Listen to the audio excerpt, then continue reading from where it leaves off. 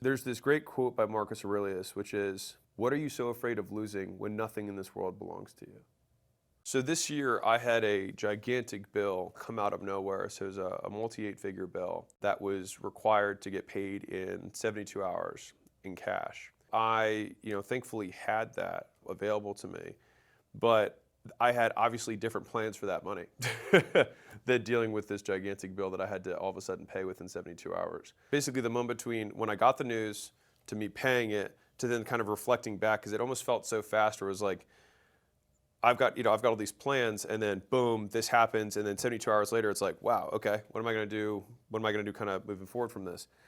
And there's this great quote by Marcus Aurelius, which is, "What are you so afraid of losing when nothing in this world belongs to you?" I really thought a lot about that, which it's like, I can't take it with me in the end.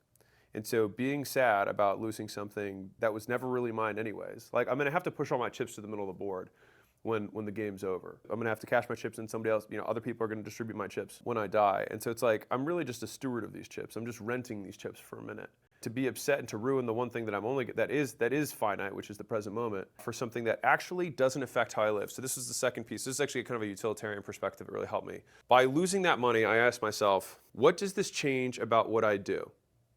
What does this change about my life? It doesn't change the food I eat. It doesn't change where I live. It doesn't change where I work. It doesn't change what I do. It actually changes nothing. All it changed was just like, in my mind, I had an expectation of the future that changed. That was it.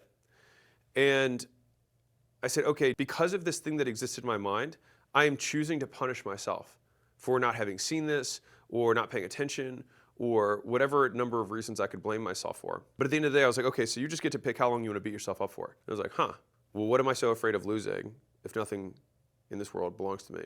This wasn't mine to begin with. And so that really kind of helped me quell that kind of negative thought pattern pretty quickly. So to put a little comedic spin on this, Mark Twain, which has some of the best quotes like ever, by the way, he said, "I've lived through many terrible tragedies. Only some of them actually happened." And so it's like, most of us suffer almost exclusively in our minds.